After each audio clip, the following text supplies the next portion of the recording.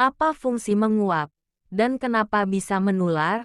Hai Sobat Sains, kalau ngantuk atau bosan dengerin orang berbicara, kalian pasti menguap kan? Kok bisa ya? Fungsi menguap. Biasanya kita menguap ketika mengantuk atau merasa bosan.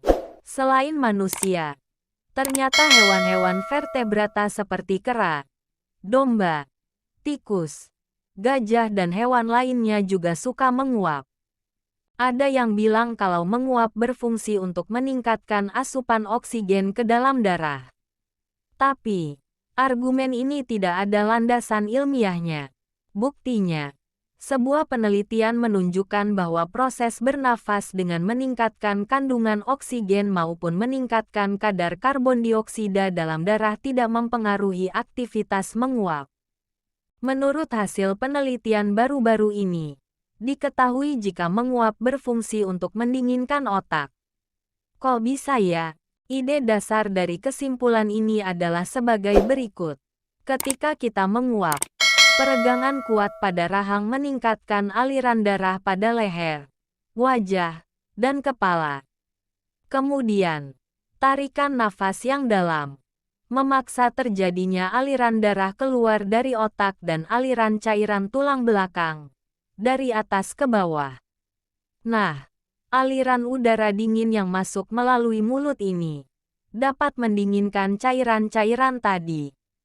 Jadi, proses menguap ini berperan sebagai radiator untuk mengeluarkan darah hangat atau panas dari otak, dan menggantinya dengan darah dingin dari paru-paru dan ekstremitas atau anggota gerak, sehingga dapat mendinginkan permukaan otak. Berdasarkan hasil penelitian tersebut, peneliti berhipotesis bahwa kita akan lebih sering menguap ketika udara luar lebih dingin, dan lebih jarang menguap jika udara di sekitar lebih hangat. Untuk membuktikan hipotesis ini, para peneliti melakukan percobaan pada musim dingin dan ketika musim panas. Mereka mengamati orang-orang yang diperlihatkan gambar orang sedang menguap. Hasilnya, pada musim dingin, 45% orang ikut menguap ketika melihat gambar tersebut. Tapi, pada musim panas, hanya 24% orang yang menguap. Selain itu, orang akan lebih banyak menguap ketika berada di luar pada musim dingin, dan akan menguap lebih jarang ketika di luar sedang musim panas. Teori ini juga diperkuat dengan hasil percobaan pada tikus yang menunjukkan bahwa aktivitas menguap diawali dengan adanya peningkatan temperatur otak. Setelah menguap, temperatur otak tikus pun mengalami penurunan. Tentu saja, masih banyak penelitian yang perlu dilakukan untuk mengetahui manfaat lebih lanjut dari menguap. Kenapa menguap menular? Nah, kalau kamu melihat temanmu yang sedang menguap, ada keinginan untuk nguap juga tidak?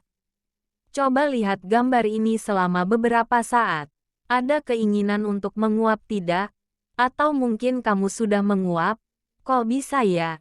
Sama seperti melihat gambar orang menguap. Melihat orang menguap pun dapat membuatmu menguap juga. Menurut sebuah hipotesis, menguap menular terjadi karena adanya transfer emosi yang mencerminkan empati dan bonding antar sesama individu. Ada juga yang menyebutnya sebagai cara komunikasi sosial. Menariknya, kecepatan penularan ini lebih cepat terjadi pada individu yang memiliki ikatan emosi lebih kuat dibandingkan dengan yang memiliki ikatan emosi lemah. Selain pada manusia, hal yang sama juga terjadi pada simpanse dan bonobo. Menurut hasil riset, kecepatan menguap menular meningkat dengan semakin dewasanya seseorang dan kemudian menurun lagi pada usia lanjut.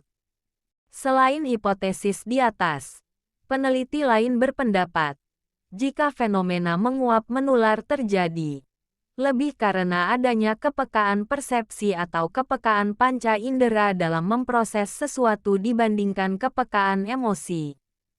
Ini merupakan suatu fenomena gema atau ekofenomenon. Suatu fenomena di mana adanya kecenderungan suatu individu atau organisme untuk meniru perilaku individu atau organisme lainnya.